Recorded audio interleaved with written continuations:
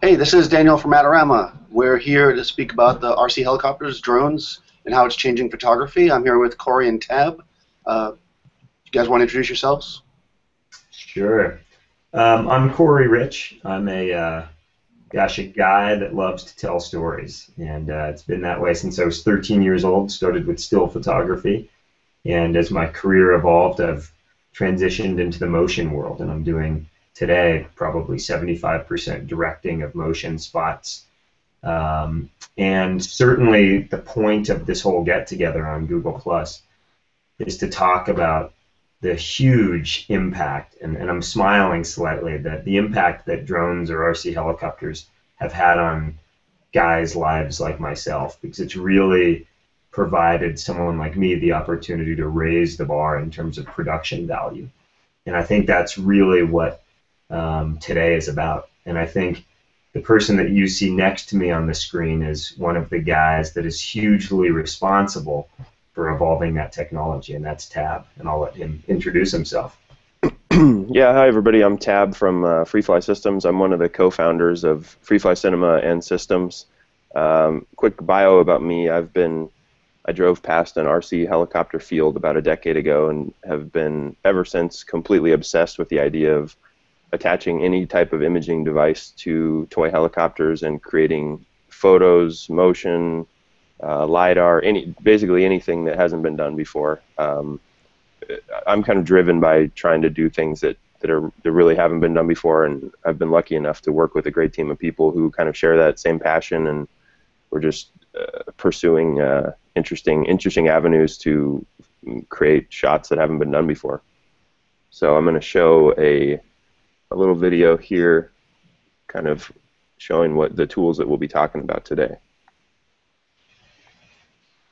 And I would add, I think one of the key points as Tab is queuing up the video is what's so unique about these devices, these drones or RC helicopters, is that they're doing several things. One, for a price point that otherwise was never accessible to the small footprint production, the one-man band or the small production company. If you didn't have the $5,000 an hour to rent an A-Star with a stabilization mount and a big camera and a pilot and a camera operator, RC helicopters or drones have allowed us to do that, and that's a big deal. But beyond just the price point of entry, drones or RC helicopters allow us to actually be so much closer to our subject that we're filming and do shots that just simply were not possible with a conventional helicopter, even with the high price point. This little device, one of these RC helicopters, while it would really hurt if it hit you, it's probably not going to kill you. You can't fly an A-Star through this tunnel that you're right now. I mean, you could make it through the first one and then it crashed. Was that part of your motivation, Tab? I mean, as you started to fly, just this reality that you could bring the camera to get the camera to positions that otherwise were impossible? Yeah, so my dad is a helicopter pilot, so I grew up seeing unusual perspectives, and I absolutely thought, like, okay, the aerial thing is, the full-size aerial thing has been done. Everything that you can do there has been done. There's incredibly skilled people that have been working.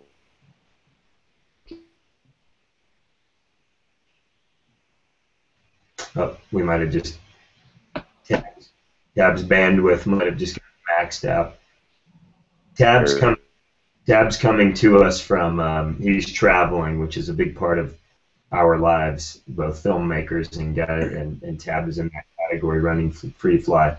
So he's coming at us from San Francisco from a hotel, and everyone must have just woken up and started watching the NewYorkTimes.com videos. Yeah, it looks like you're back, actually. Okay, can you hear me? Yep, we got you. Okay, great. Yeah, so I don't know where you lost me, but my dad is a helicopter pilot, so I grew up flying with him and seeing unusual perspectives, and really became obsessed with that notion. And kind of, it all came together when I saw that remote control helicopter flying, thinking, at the time I thought it was going to be as easy as, just strap a camera to it and we can maneuver this thing into amazing positions and locations and capture these incredible perspectives. What I didn't realize is this was going to turn into an all-consuming thing for about the next decade until we figured out a way to actually make it work the way I initially envisioned. The systems in the beginning were so archaic and unreliable, and flight times were so limited. You couldn't carry good cameras, but it was incredibly exciting. I mean, I'd go for a flight and a beautiful golden hour lighting, and think that I'd just captured tons of gold, and then you'd land and review the photos and realize they're all terrible and the horizon's off 40 degrees. And Tab, did you start flying shooting still photos, or was it you early on realized it was about video? Yeah, if I'd started with video, it would have been a disaster.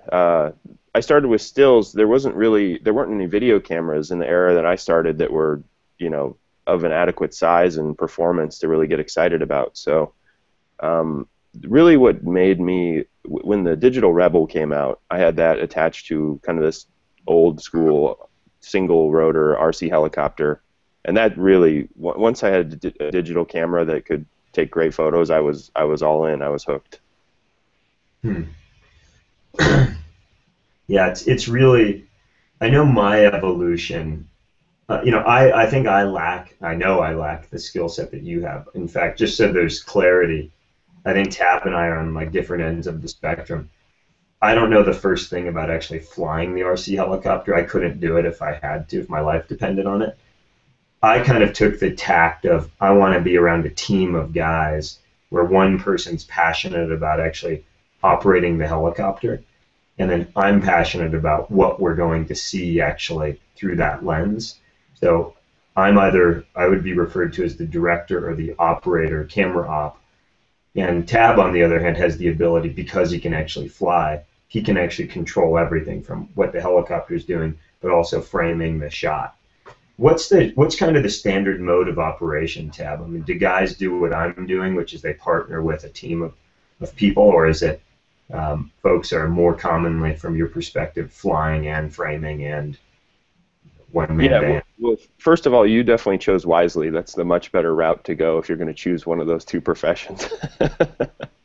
I think in most of the successful teams that I've seen, there has to be somebody that's very techie and very kind of an OCD personality type that's going to not give up and just dig in and learn the technology. And it just, I think you have to be in a space in your life too where you can devote just countless hours to learning how to build helicopters, how to fix helicopters, because if you're going to actually try and use them on production, you have to be such an expert. To fly them casually is one thing. To go out and have a whole production relying on you to get this epic hero shot, and they don't care if it's windy or rainy, or the level that you need to be operating at to do that is really intense. So I think a lot of times to get to that level, you have to focus all your energy on the technology side. But if you do that, you obviously are going to lose out on some of the artistry. So you have to, like me and my partner Hugh have been a good match. He's an incredible DP. So that's freed me up to focus on some of the technological things and feel confident that when we go out, I'm making sure that everything works properly. He's making sure that the framing is nice and we're making beautiful images, and that we're coming away with stuff that we're really happy from an artistic standpoint. So I think the team like that is definitely the most successful setup that I've seen. If you get two techie people, then everything works perfectly, but the shots are eh. Right. Maybe while we're just kind of wrapping, I'll just play 90 seconds or so of just video footage, just for those that are online, that you just saw what the helicopter looks like in the air. But then I'm going to share just 90 seconds of what that footage looks like. And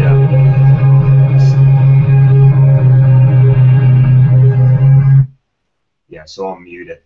But so now you can get a better feel for, this is what Tabb and I are talking about, impossible shots to do with an art. Like, you can't fly a real helicopter over this mountain biker, because if that, dust would be flying up, and if, there you go, there's the helicopter, 15 feet from her. Like, that's incredible, the shot of a dirt, motocross, and we're 5 feet from the motocross athlete. This is really, as Tabb and I described, raising the bar, providing opportunity that was never before possible. This is what we're talking about, being deep in the mountains and having the ability. here we are indoors flying. We're at the Olympic ice oval, and when you add, when we'll talk about the MOVI later, because I think that's the next piece of the equation that really makes shooting with an RC helicopter, unbelievably cool, because it's you can actually control what the camera is doing while the pilot is controlling what the helicopter is doing. And so it becomes that real team effort. I think as Tabb described himself and Hugh, we also have a team that I work with a lot, Sean Haverstock and Dane Henry. And the reality is when we're flying, here, in really remote locations, we're talking to each other constantly. First, we're sort of preconceiving what are we trying to do, and then once we've preconceived what we're trying to do, then it's almost like a gymnastics routine. We're rehearsing that routine. Every once in a while, we nail it the first time. It's kind of like the gymnast that you try the trick for the first time, and boom, you've got it. I wish I could say that happened a lot, but most of the time, it's we have to try it a few times, and in fact, very rarely do we get it exactly the way that we want. It definitely takes a lot of practice, and it doesn't always work perfectly. Yeah, it's incredibly complex when you're thinking about it. You're moving the octocopter or whatever you're using. It's moving through 3D space in complete freedom in any place at almost any speed, and then you have complete control over framing the camera. So the interesting thing is you have this complete freedom to do almost anything, but once you have that, it's your job to come up with really interesting things to do with it, which it can be tough sometimes. You have to find like interesting foreground elements and great ways to move in and out on the subject, and it just takes a lot of time to figure out what works and kind of catalog those type of shots. And you certainly build like a library that you pull from and say, okay, we've got this great tree that we can reveal and sweep around, and definitely very rarely do you get it on the first take. Tabb, have you guys generated like your own language perhaps? Because we realized early on there was no vocabulary, or it wasn't easily accessible, that vocabulary for describing, as three of us are there, where I'm directing, Dane is DPing, Sean is flying, and three of us need to be in total sync, and I need to be talking to the athlete if there's an athlete in the shot, which is a lot of what we're shooting, or people in landscapes. And the reality is we had to really develop this vernacular where it's, Sean needs to understand head north, full speed. Dane needs to understand a camera move. Yeah. So we have some pretty funny phrases for, obviously there's the pan, tilt, shift, but then we have kind of, more sophisticated moves like the Mozart, they're all named after conductors, and and so I don't know if you guys have that same thing going. And then of course I'm yelling at the athlete, go faster, and the radio's hidden inside of their chest pocket, and they can't hear me because the wind is going by. Yeah, we certainly have some funny ones. Hugh is super quiet, so he's usually got the director in his ear yammering away, and I'm trying to compete for Hugh's attention between the director and trying to figure out where to position the helicopter. So that's led to some pretty funny conversations where Hugh doesn't know who to listen to, and I'm yelling at him, the director's yelling at him. Yeah.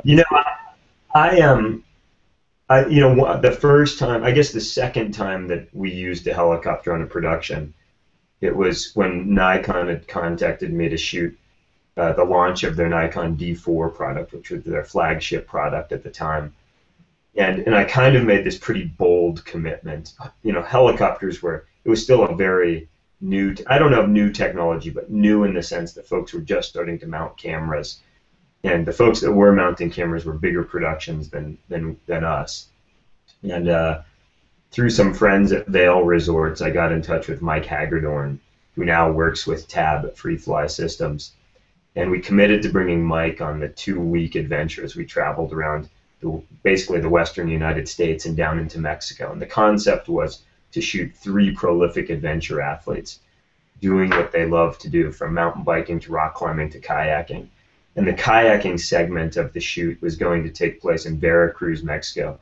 And I kept on hoping that schedule-wise that could be last, because I just knew we were going to have lots of technical challenges in Mexico, and there was no way to call Nikon in Tokyo and ask questions about the camera. And quite frankly, Mike had never flown a camera that heavy.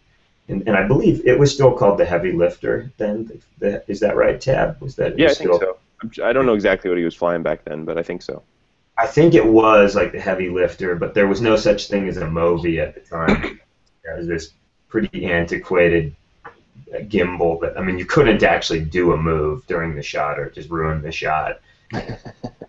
We all showed up in Mexico. You know, we flew all day, drove all night, got to this like jungly hotel, and we spread all of our crap out in the lobby in this hotel. Like we were the entire hotel, our 7-person crew.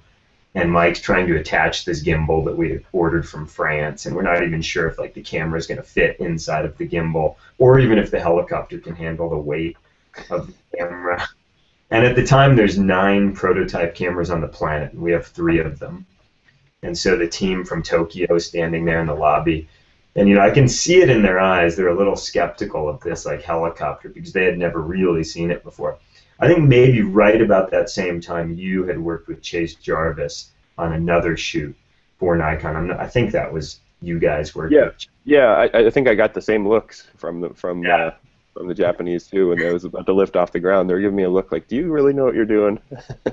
It was all in that same moment in time. Like it's all just evolving.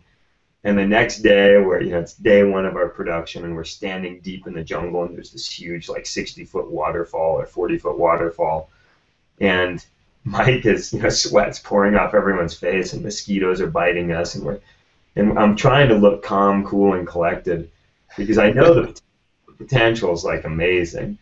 And one of the guys from Tokyo looks at me, and he's being sincere. He's doing his job, and he looks at me and he says, "Corey, do you think this is a good idea on day 1 of our shoot to put a prototype camera? We only have 9 of them on a helicopter and fly it over the water."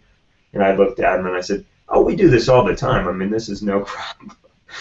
And within about 3 minutes, we captured one pretty nice frame, one pretty nice sequence, and then maybe I'll just screen share this video because I think it's worthy of showing how this worked. Okay, so let me see if I can get this screen down. I really wanted tons of camera movement, so we brought... You guys aren't seeing that, are you? No. Give me a second. Screen share. Okay, here we go. So here we are. I just told the guy from Nikon we're totally solid, and I really wanted tons of camera movement, so we brought Mike and his heli along for the entire trip.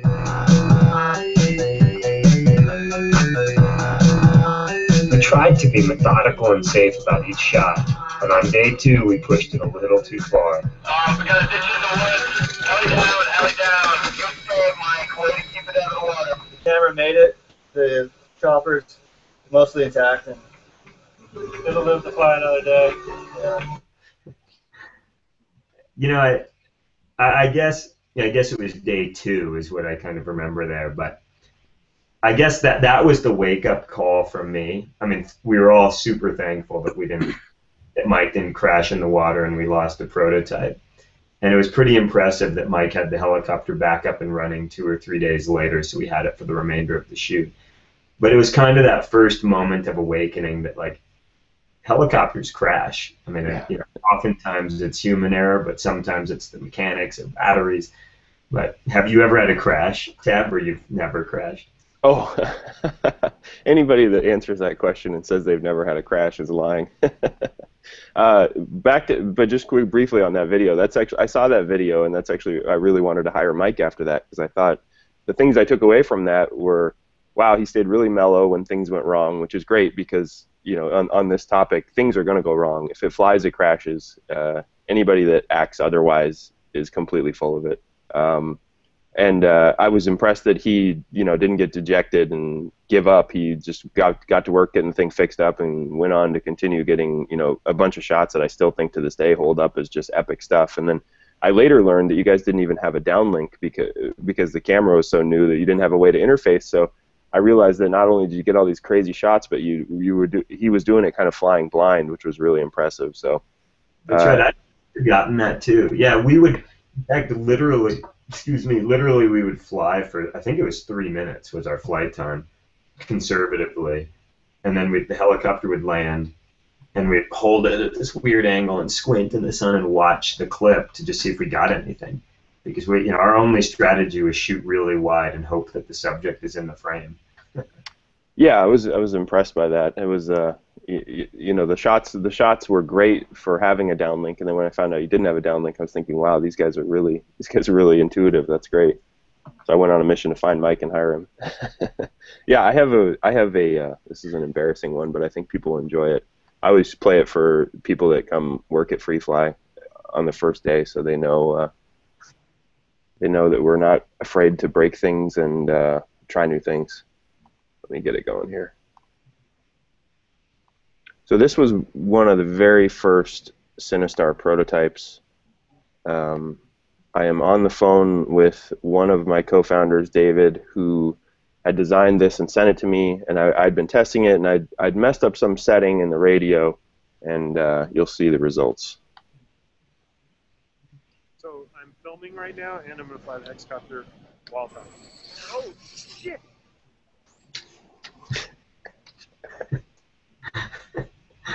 How did that one live through that crash, Tab? Yeah, the funny part was it hit the only patch of asphalt behind me, which they tend to always find the hardest thing to crash into. But that was a particularly good one because I was on the phone with Dave and he had no idea what had happened, what was going on. I was trying to grab the thing and take the battery off before it caught on fire while still talking to him, and it was a good one. Yeah, I mean that's with these things.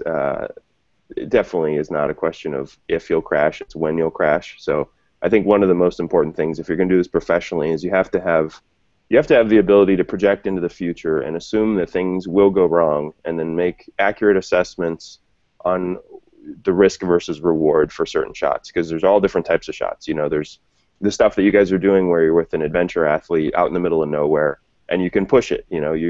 There's not crowds. There's not. You can take risks, and the athletes are reasonably informed of the risks. But then there's different. People are pushing it maybe a little too far sometimes in cities and around people. And I think there needs to be maybe a little more candor about the reliability of the systems, because anything that flies crashes, and it's certainly in such new technology. There's going to be crashes, and you have to. I think if you build that assumption into your decision-making process, you'll be a lot more safe and you'll be a lot more happy. I've certainly had tons of great shots that I thought, we can try this, and man, if we pull it off, it's going to be amazing. But then there's a fork in the road, and you say, well, what if it doesn't go wrong, or what if it doesn't go right? What if something happens with the helicopter and you injure somebody or hurt an athlete? Or we were filming around Shaun White last year, and I'm thinking to myself, this is not good for PR to have a octocopter crash into Shaun White. So I think I'm going to stay on the left side of the tree, and he can go on the right side of the tree. And Tab, is that high stress when you're flying with Shaun White, and it's for a network, and there's 12 other camera ops and the celebrity and agents, and how does that affect you as a pilot?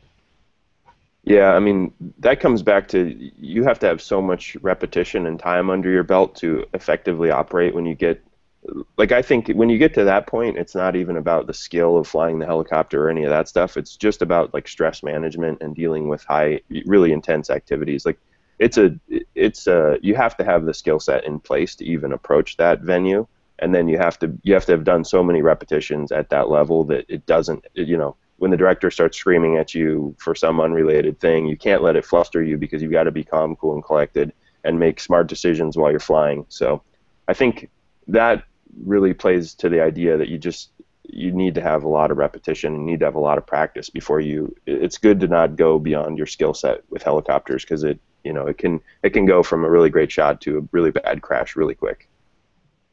One of the things I've learned over the years, and I feel like I want to say we used the first RC heli. It was before the Y shoot for Nikon.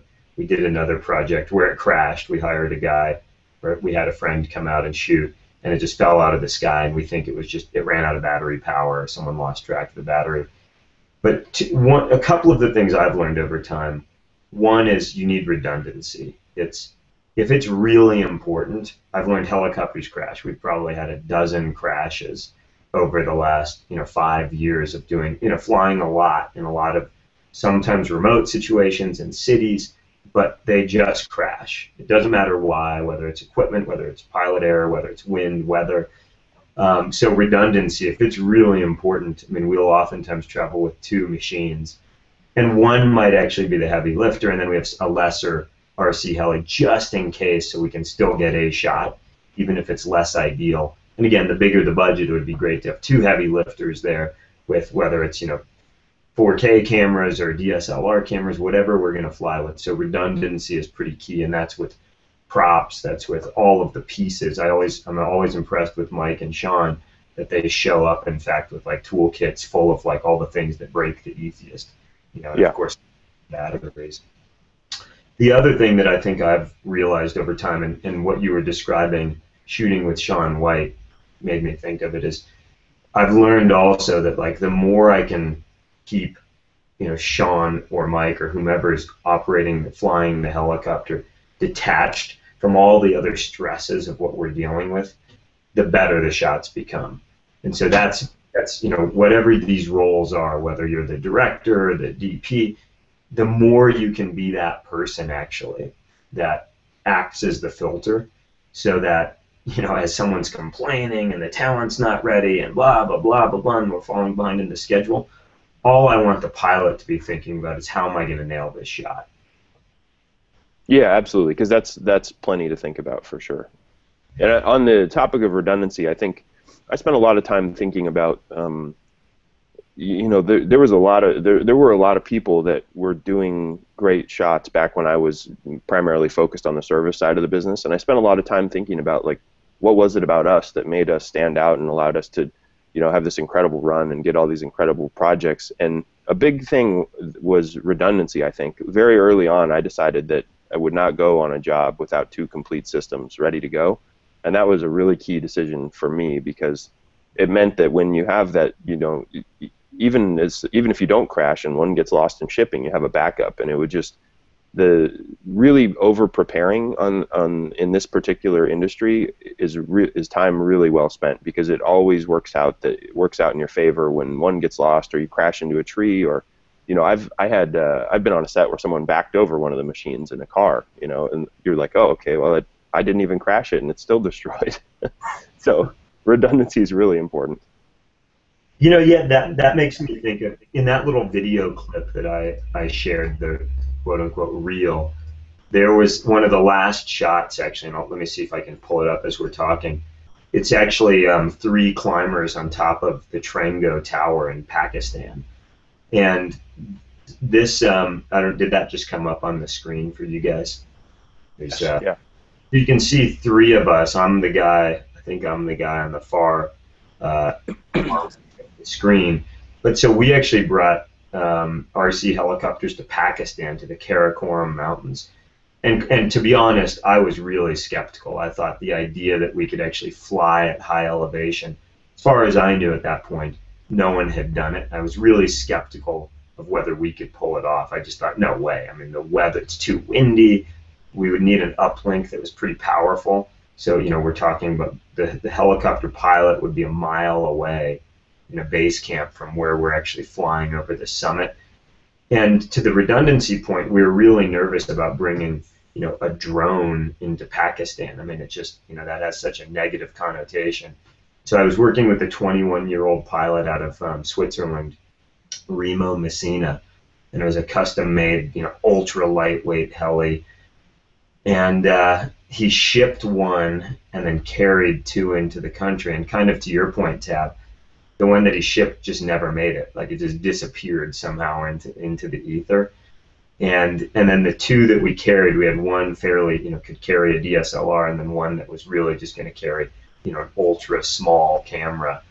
And it blew me away. It took us almost a week and a half to get to the base at 6,000 feet, or what were we at? Base camp was about 14,000 feet above sea level.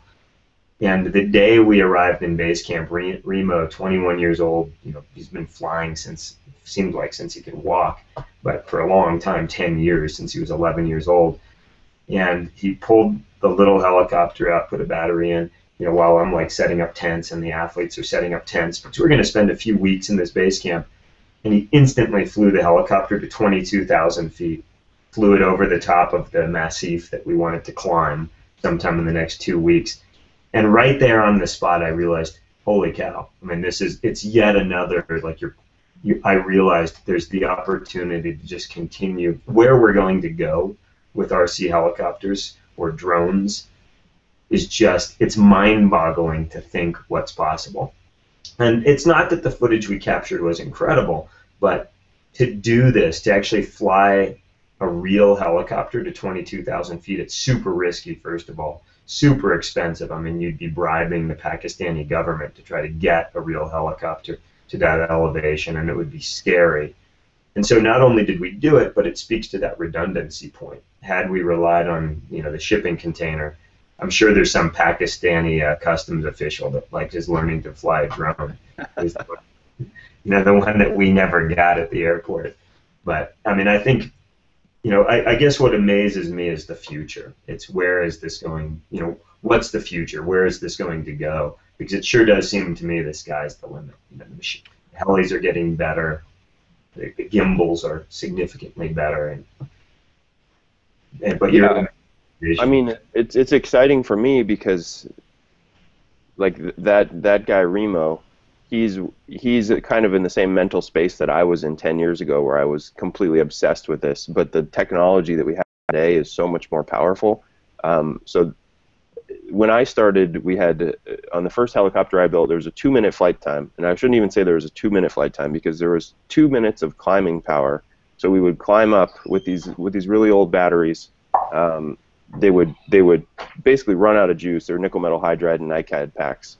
We'd climb up to 300 or 400 feet with a helicopter with a still camera on, and we'd try and get our shots, and then the batteries would essentially die, and you would auto-rotate back in and land. So you had no power left. So you'd have one chance to stick your landing on while auto-rotating back in. And this is like 10 years ago. This is an incredible time frame. And then you fast forward to this guy's probably got this tiny little FPV quad that gets, who knows, a 30-minute flight time at 22,000 feet, and he's flying from base camp up to, it's just incredible. So, I mean, I think we're going to see a lot more autonomy in the future. The systems are getting much more intelligent. The systems are getting really robust and reliable these days. I mean, it's incredible there's packages out there you can just order on Amazon, buy it, pluck it out of the package, charge the battery, and be up and running in an hour, and to be perfectly frank, getting footage that's so much better than what we originally created with these crazy, huge, heavy systems. I mean, I always tell this funny story. We were working on a BMW car commercial fairly recently, and we had worked on one about 8 years earlier. And on the first one, we had the BMW drove through the frame. That was it, just through the frame. And that was a huge success to have a shot where the BMW just went through the camera frame in motion, while moving. It was a huge win. And then fast forward 8 years, and we're shooting on a 70mm lens on a Movi, and I'm listening through Hugh's microphone as the director and the DP, and we're nitpicking pixels, and I'm like, this is a great moment because this is what we envisioned in the beginning, but the technology wasn't even there to get us even close. So it was the build up to the Movi and all the current systems that can do these incredible shots was really exciting, but also frustrating because I think we all knew what could be. We just didn't know how to do it yet, and it was once the tech was there to get perfectly smooth footage, it really just changed everything for us. And I think maybe just for those online that don't know what a Movi is, maybe can you describe it, Tabb? Just explain, because I think and then also stories of how, that device combined with the RC helicopter has totally transformed what we do. It's your BMW example is prime.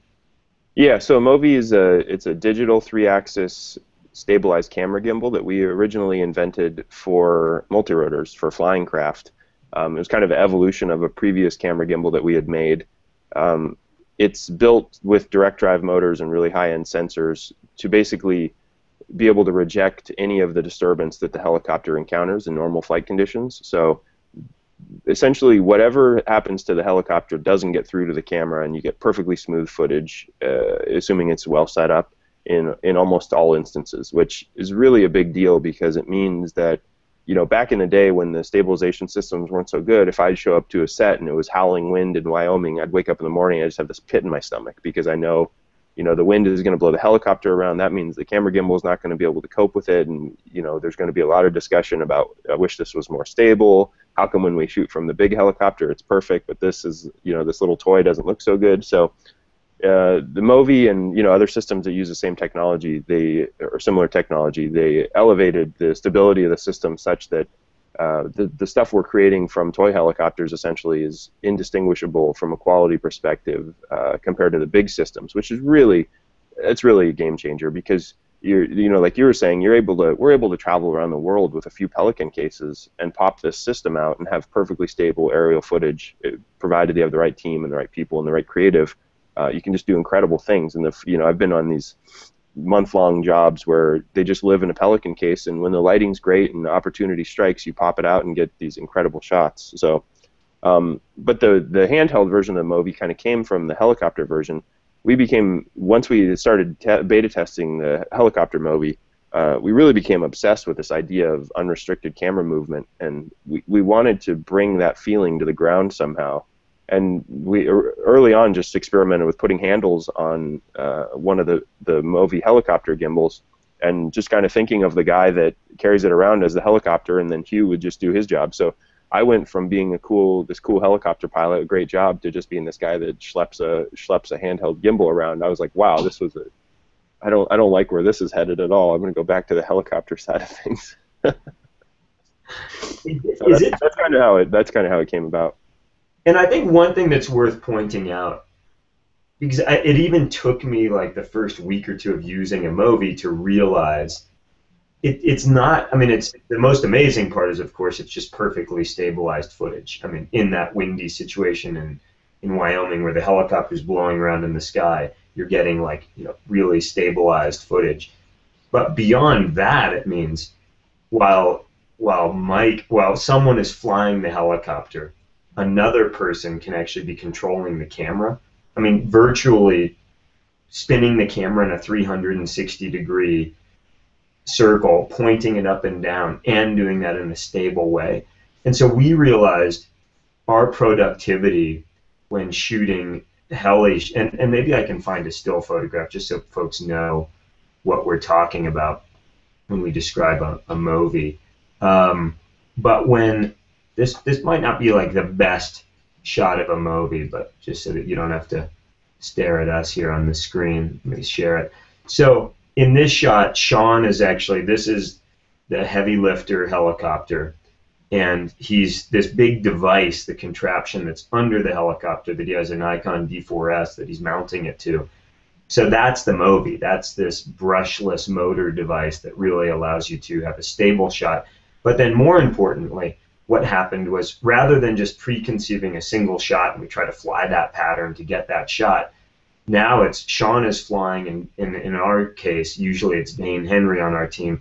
Dane's controlling the Movi, so he's pointing the camera, he's DPing the camera.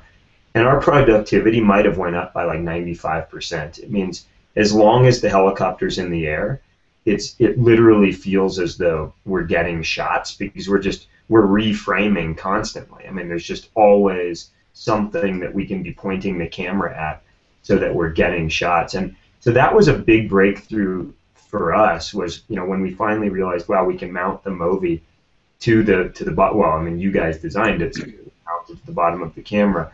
But now it's, one guy is flying, and so in these photos, you can see Mike is flying, and that's a really good view of the helicopter in the air.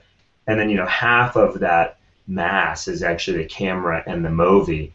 And what we'll oftentimes do is we'll have 2 monitors, or 3 sometimes, where pilot has the ability to look through one monitor if he's not just doing it, line of sight, visual, looking at the helicopter.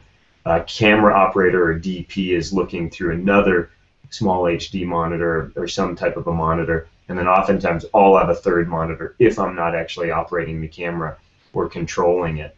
And it becomes an incredibly productive system. And you can see here we are at I forgot where we were, somewhere in Utah, Snowbird, Utah. This is like you can hand carry this technology halfway up the mountain, and it allows you to, shoot. This is a great example. Here's Dane Henry. It's using a Paralinx device. and we're about to fly inside the Olympic ice oval at like 2 in the morning as speed skaters go flying by. So Dane is looking through one monitor while I think Sean was just flying based on, visuals. And so, it's really sort of remarkable what the Movi has allowed us to do. And this is, I don't know if we have a good shot. Oh yeah, here we go. So here we're at this motocross track in Florida. This is when we were shooting the Nikon D4S project dedicated. And this is it's like perfect sunset light. The sky is glowing. Sean is flying. All he's focused on is don't hit the rider. Like get as close to the rider as I possibly can. And then while he's doing that, Dane is trying to frame the shot every single time so that we get something out of each pass. And so there's a lot of banter back and forth. Okay, go, go, go, and Sean starts accelerating down the track, and then the rider's, throttling down, and then he whips the bike, and Dane's trying to frame. And it's, this technology, RC Heli technology with the Movi, combined with the D4S, and this is really important, this shot was impossible 3 years ago before there were ultra high ISO cameras. It's just, every time we go out on a shoot, I sort of realize the sky is just the limit.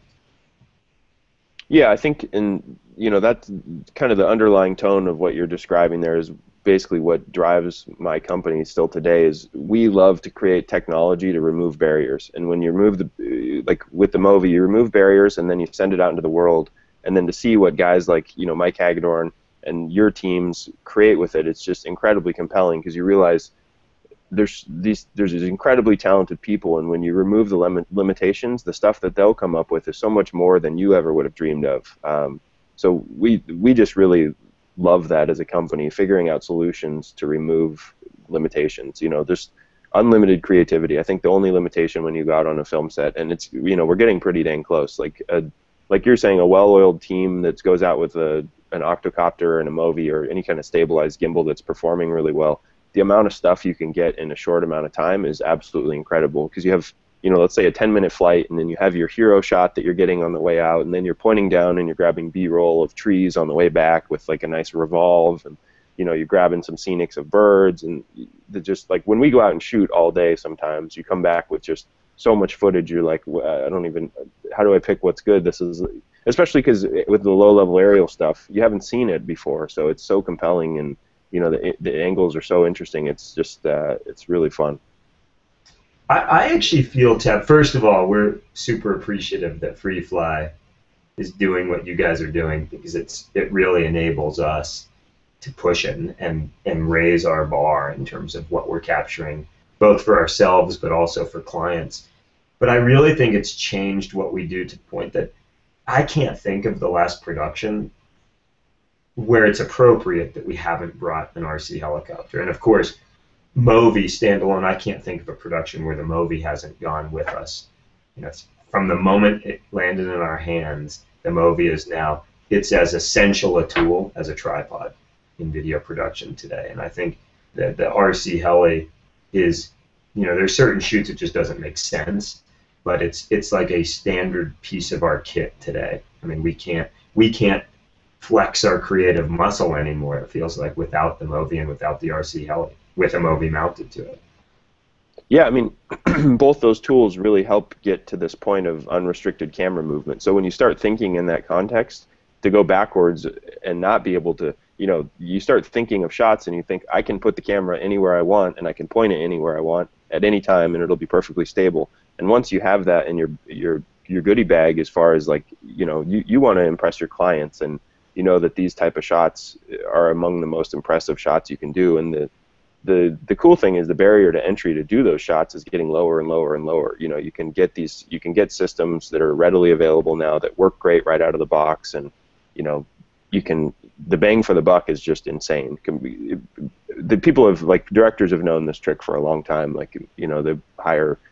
Back in the day when I used to work on a lot of National Geographic productions, you'd see the line item expense for Cineflex and helicopters in the Arctic and stuff, and you're like, wow, these people are spending millions of dollars to get these shots. And then, there's a step change where you can go out with a toy helicopter. For the same budget, you can bring 50 toy helicopters and 50 operators and get just incredible stuff. So, I think, yeah, it's exciting to be able to, once you can put the camera anywhere, you can't stop thinking in that fashion. What's the future, Tab? I mean, I don't think I've ever asked you that question, but I think about this all the time. And you, more than anyone, maybe on the planet, has your finger on the pulse of where this is going to go. I mean, what will it eventually be a tool where you pull one out of the box at the high level and you can fly it using your iPhone? I mean, or is that a big stretch in our lifetimes? Oh no, that'll certainly happen. I mean, I think things are going so fast right now. Like that might be within the next 5 years. Yeah, I think there's going to be little personal action drones that follow you around and film your exploits pretty shortly here. I think the technologies, we're on the cusp of. I think the technology actually exists today. They're just there hasn't been the right group of people to come in and really kind of coalesce all this technology into a tight little package that does exactly what it needs to do. We have been working on projects like this, but kind of got sidetracked by Movi a little bit and building out our team a little bit. But there's definitely something we're looking at is like, what's the ultimate evolution of this small little drone? Like what is the most evolved version of this that you, as, let's just say you don't have this whole team around you. You can go to Adorama and buy this thing in a box, pop it out, download the app, tell it to do what you want, and turn it loose and get some great shots. So I think absolutely we're going to evolve to that point. The systems are becoming more self-aware. They're becoming, the ability to sense and avoid crashes for the operator and stuff. It's happening, in the next few years, I think, and it's for sure an exciting time. I don't know if it's a great time to be a professional RC helicopter pilot, but that's the march of technology, right? Really, do you think in the next 5 years, even a guy like me, that it'll get to the point where I could still do high-level production? And again, the cameras are getting smaller, so high-level production doesn't mean you need a $50,000 camera. I mean, there's small cameras today that create amazing content or amazing quality video footage. Will it get to the point where it might be I might not even need a team? It'll be 3 of us head out, and we all have an RC helicopter with a small camera, and we're all capturing different content, and it's more bang for the buck. I don't know if I want to answer this question. How big are the people on your team? I don't want to get beat up. I just got a text that said tread lightly. No, I'm just curious. Listen, I think you can't be fearful of this stuff. There's always skill always trumps all of this stuff. If you are a team that can come in and execute and get Corey Rich exactly the shots he wants and allow him to focus on interfacing with the client and all the things that are important to him, there will always be a space for you. Maybe it will bleed in a little bit where you're on some smaller end production and the budget isn't there, and you bring this tiny little drone and all you need is one climbing B-roll shot in some city in Europe that you're in, and you turn the thing loose and let it do it itself. So I think there's going to be an evolution, and I think the camera size will dictate a lot of it. I think it's infinitely more difficult to create these systems to carry. You need to have more experienced operators when you're carrying larger cameras. The implications and the risks are much bigger, and it takes a professional to do that and really mitigate the risk. Right. Yeah, it really gets me excited to hear you say that, to hear it come from that authoritative voice. And it's because I see it on both sides. I see, Nikon sends a new mirrorless camera that's ultra lightweight, the Nikon One system. Yeah. Even as a photographer, I see the potential there. I mean, it's super fast, it's super small, and then you put it on an RC helicopter, and you realize, man, I can keep this thing in the air for 30 minutes. It's just we're living in that special time in history, is the way I feel from a technology. It's really exciting. Like your Pakistan project, the camera gets, if the camera gets half the mast, all of a sudden you have something that can fly for 15 minutes or 30 minutes rather than 15 minutes. So it's a huge deal. I mean, and if you can also bump up the flight time, but you're not sacrificing image quality, it's really exciting. It's not as heavy, it's not as risky. You can, you got like the guy flying from base camp up to the top of a mountain. If you had told me that people would have been doing that 10 years ago when I got started in this, it's just insane. So. What about to the folks at Adorama? Are there any questions? I know we've only got a few minutes, but I think Tab and I can sit here and talk for hours. So if there's anything we can answer, we're happy to. So we had a question about insurance. If you need insurance or a special license or something, how would you? I guess it probably depends on the camera and the production you're doing, but let's say if you, obviously you're working with these bigger helicopters, but let's say somebody does pick up a small one and they go out and want to work with it, is there something they really have to consider? I'm not an insurance rep, so I would say you need to do your due diligence with your insurance rep. Yeah. Seems like a good answer, but do you think a small helicopter like that is a place for somebody to start, or do you think let's say that you're a photographer and you want to get into this, or you're a filmmaker, do you think the best bet would be to start with a small helicopter and fly it yourself, or hire a crew? Let's say you're learning or you want to build a reel. Like, where would you start? If you want to learn how to fly, like not in a business context, but you should buy the smallest helicopter, the smallest little quad rotor you can find, which they have tons of them that are designed to fly indoors that we fly in the office all the time. You can buy those, you can crash them, you can learn how to fly, and just evolve from there into, if you get comfortable with those small systems, then you can step up to the next size system, and then eventually you can step up to a system that's maybe carrying a GoPro. But I think the way to go definitely is to start small, on very cheap systems that you can crash a lot and not almost go bankrupt like I did when I was learning. But yeah, start small and start safe. And I think, because Tab is such a darn good pilot and he's been at it for so long, I mean, I want to reiterate, because I hear it constantly from pilots and friends that I work with, it takes a lot of flight time. I mean, I don't know if the 10,000 hour rule applies to flying, but it takes 10,000 hours before you can be good at anything. But I've heard a lot of stories. I just heard one from, I'm not going to name any names, but a very prolific photographer, filmmaker who decided he wanted to learn how to fly, but he's super busy.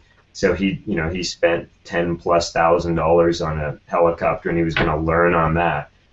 And it ended up in the ocean in the first week. I mean, and that was it. His wife, of course, was pissed because that could have been a family vacation instead. And so I think to Tab's point, it's like there's really, you make a decision. You're either going to learn to fly an RC helicopter, and you start the way Tab did with a small machine where you can crash it and there's no consequence, and you slowly evolve until you're finally flying big, heavy, expensive cameras. Or, and my tact was the opposite, which is I want to be more focused on the creative process and working with teams and managing the client interaction and dreaming up shots and not worry about the actual flying part. I mean, I always say that I think our RC heli pilot, even Movi operator, it's the most stressful job on any production that we do, because they're thinking about a lot of tiny parts and making certain that it works, and they're under an enormous amount of pressure. And so you make that decision. Do you want to be that guy and be that, I'm going to use this word loosely, that's really focused on like making it all work, or do you want to be, if you're thinking about the visuals, you're gonna decide one side or the other. And to be the guy that's not flying, it doesn't mean it's a big production. It means you have a buddy that likes to fly and you guys work together. But you make that decision somewhere along the line early on. Yeah, and if you want to do both, if you want to do both of those things to the highest level, you certainly can't do both. You can't be worrying about, does the bolt on the Cinestar, did I remember to put Loctite on it, and be thinking, what time are we going to shoot this epic sunset shot? You need to have the space to really focus on each one. And I think you have to really be honest with yourself and figure out where you add the most value. If you're a person who's technologically inclined and you think you'd be good at the RC helicopter side, then maybe it's something you consider and see if it evolves naturally. But if you don't have a proclivity for it, like Hugh and I could never switch roles. He sees the world in a completely different way than I do, and he's not mechanically inclined like I am. So he comes up with these incredible ideas and shots and concepts that I would never think of, and I managed to keep the thing flying at least 20% of the time. That's great. Anything else from the audience, Adorama, or is that? No, pretty much that's where we're at. I think there's a lot of great information here for people to think about. Thanks to guys for Corey and Tabb. Is there anything else you want to say before we sign off? Tips? Fly fast and dangerously. No, that's probably the wrong. Just have fun is my only advice. Just push the limits and be creative and embrace the technology that we have to work with, because it's a really special time. Yeah, I just want to say thanks for having me, and just kind of drill home the point. When you're making decisions with RC helicopters, try and project into the future and think about the consequences for what you're about to do, and see if, weigh the risk versus reward so that bad stuff doesn't happen and we don't get shut down. That would be my advice. Great. Thanks, guys. Yeah, thanks everyone. Really fun. Thanks a lot. Bye-bye.